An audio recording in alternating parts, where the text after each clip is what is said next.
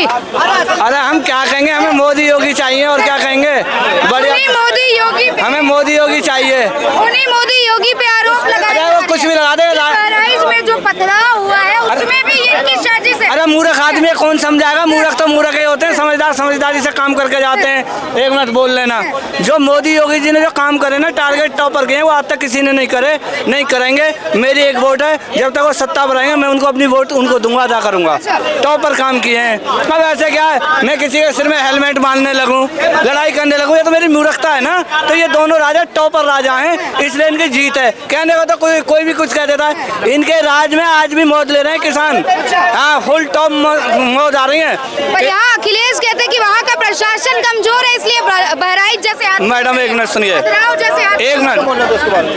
यदि कोई सप्ताह में जैसा पुलिस इंचार्ज हो गया, चौकी इंचार्ज हो गया, तो उसका कानून की देखरेख उसके हाथ में होनी चाहिए। किसी ने उग्रवाद काम किया गलत, अब मोदी योगी हर एक काम में तो जाएंगे नहीं। ये तो जो काम संभाल रहे हैं, सत्ता को संभाल रहे हैं, उनका काम है ना, वो टारगेट मिले, उसको जिसने अपराध किया उसे अंदर डालें, जेल भेजें। अब क्या होता है, हमारे यहाँ दलाली हो रही है, धकाधक दलाली हो रही है, दलाली पर काम चल रहा है हमारे देश में। क्यों चल रहा है? मोदी योगी ने ये नहीं कहा दलाली करो, जो काम नहीं करते उन्हें तो जेल में डाल देते हैं, और जो सीधे साधे होते हैं ना उन्हें तो उठाते हैं, जो जिन्होंने गलत काम नहीं किया उन्हें तो अंदर कर देते हैं, और जो नंबर 2 का इधर उधर का कर रहे हैं उन्हें छोड़ देते हैं। सबसे पहले हमारे यहाँ से करप्शन रुकना चाहिए, दलाली खत्म होनी चाहिए। मोदी योगी हर एक थाने में या हर एक डिपार्टमेंट में जाएंगे, एक छोटा सा चपरासी नहीं। मैडम सुनिए, मैं अभी अपना वो बनवाने गया था, लाइसेंस रद्द कर दिया, फिर मैं लौट के आया तो उन्होंने 5000 रुपये खर्च करो, तुम्हारा 15 दिन के अंदर अंदर तुम्हारा लाइसेंस बन के आ जाएगा। तो ये दलाली नहीं हमारे देश के अंदर। एक बार फिर से बहराइच की घटना पे, बहराइच की मैं नहीं समझ सकता हूँ कुछ, नहीं जानते हैं। मैं मोदी योगी को जानता हूँ, टॉपर काम किए हैं, टॉप काम किए जी। देखो अभी जो योगी मोदी की बात कर रहे थे ना,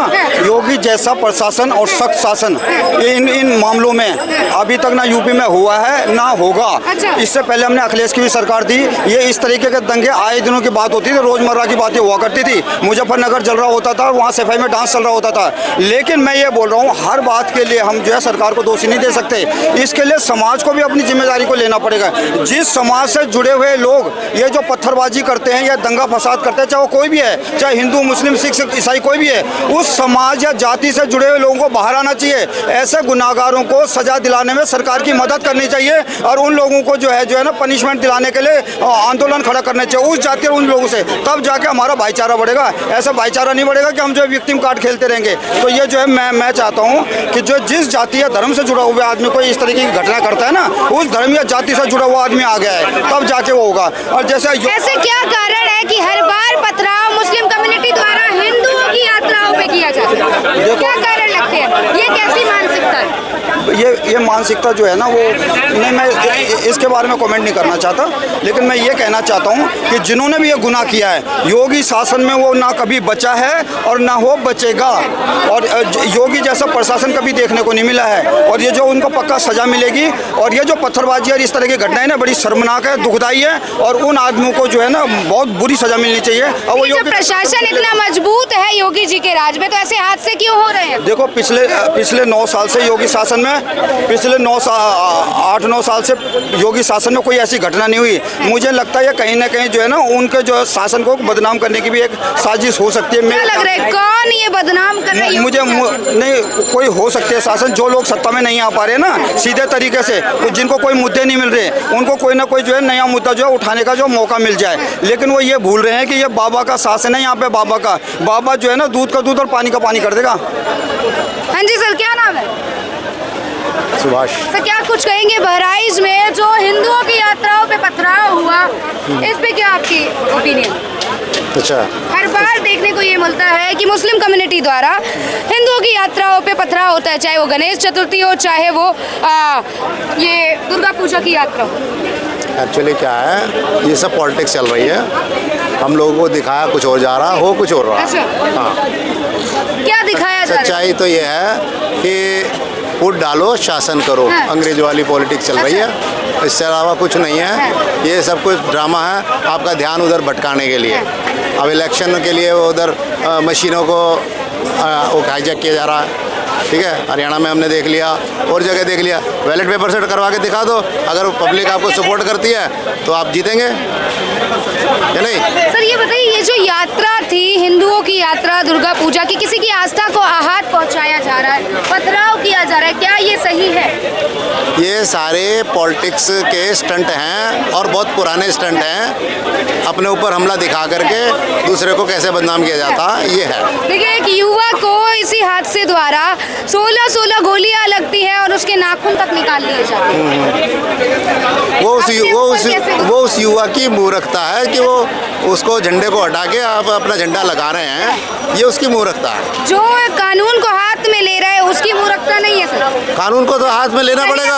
आप उनका सुनिए आपके ऊपर अगर मेरे ऊपर कोई आक्रमण करेगा तो मैं भी कानून का उल्लंघन करूंगा, समझ गए ना? आप पे यहाँ आक्रमण हुआ है, झंडा उतारना क्या आक्रमण है? आक्रमण है ये।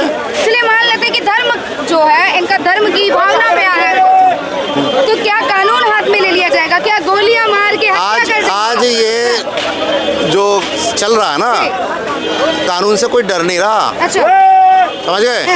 दिल्ली के अंदर भी होते हैं और भी स्टेटों में होते हैं ये सब कांड। कोई कानून से, पुलिस से कोई नहीं डरता। इससे ये पता चलता है, इसका हमारा रूल एंड रेगुलेशन हमारा खतरे में है, समझ गए? ये सब कुछ जो हो रहा है, एक शरीफ आदमी तो कभी नहीं करेगा, चाहे उसे कितना भड़का लो तुम। अच्छा। वो नहीं भड़काए में आएगा। अपने बचाव के लिए व्यक्ति पर गोली चलाना कोई गलत नहीं है। एक झंडा उतारा गया, उसमें भी युवा की गलती है जिसने वो झंडा उतारा है। मैम देखिए, गोली मारना सही है इनकी। कुछ दिन पहले अमरोहा में देवी मंदिर का मूर्ति खंडन कर दिया गया। वहाँ के गांव वाले डीएम के पास गए, हिंदू लोग डीएम के पास गए, और अगर यही इनका बेटा होता तो यही बात बोलते। अरे फालतू की, अगर वहाँ पे अगर एक झंडा हटा दिया गया, इसका क्या मतलब है? वो कुरान जला दिया, मस्जिद तोड़ दिया, अरे आपका मदरसा तोड़ दिया, ऐसा नहीं हुआ ना? अरे गजब का बात बोल रहे हैं आप। अरे हो गया, आप संविधान की तरफ से चलिए ना। अगर वहाँ पे अगर समझ लीजिए झंडा अगर वो उतार दिया, उसको आप दो छापर मार देते, बोल देते कि नहीं तुमने जो किया वो बहुत गलत किया, आप पुलिस कंप्लेन करते। आप गोली कैसे मार देंगे? गोली क्यों मारेंगे? उनका कहना है कि अपने बचाव के लिए। अरे कौन बचाओ? कौन आपको मार रहा था भाई? उसके मैम अगर आप पोस्टमार्टम का रिपोर्ट पढ़ेंगे ना, उसमें 25 गोली मारी गई है, ऐसा बर्बरता हुआ है, सरिया डाला गया है, उसके बाद में उसे इलेक्ट्रिक शॉक दिया गया है, उसका ऑर्गन फेलियर हुआ है पहले, उसके बाद में गोली मारी गई है, मतलब मर गया वो, उसके बाद भी बर्बरता होती रही। तो ये बताइए, इस धर्म से, इन लोगों से हम क्या समझेंगे, क्या सीखेंगे? आप ये देखिए कि 70 साल से जो देश आराम से चल रहा था, और अब ये 10 सालों में ऐसी आफत क्या आ गई? 70 साल से मैम देखिए, 70 साल से ना देश आराम से नहीं चल रहा था। एक्चुअल में क्या है ना कि चाइना में आप जाएंगे ना, चाइना में इन लोगों को टोपी पहनने नहीं देते हैं, वहाँ पे मस्जिद के ऊपर में गुंबज नहीं होती है, और उसके बाद में रोजा नहीं रख सकते। और ये एक्चुअल में क्या है ना कि इस देश में हमारे यहाँ पे वो है कि सबसे बड़ा ये मुस्लिम का हितैषी कौन है? नेहरू बोलते थे कि मैं मदरसा बनवा दूंगा, समझे? उसके बाद में इंदिरा गांधी कहती थी कि मैं गौ रक्षकों पर गोली चलवा दूंगी, और उसके बाद में 1984 में राजीव गांधी ने कहा कि जो भी मैं इस देश में सरिया ला दूंगा, संविधान में मैं संशोधन कर दूंगा, और जो भी सुप्रीम कोर्ट का डिसीजन है उसको पलट दिया गया। तो एक्चुअल में क्या है ना कि हमारे नेता का गलती है इस देश में, ये सब फालतू की बातें कर रहे। अरे भाई वो अगर झंडा उतार दिया तो दिक्कत क्या हो गया? इतना बड़ा बात हो गया क्या कि अपने आप गोली मार देंगे?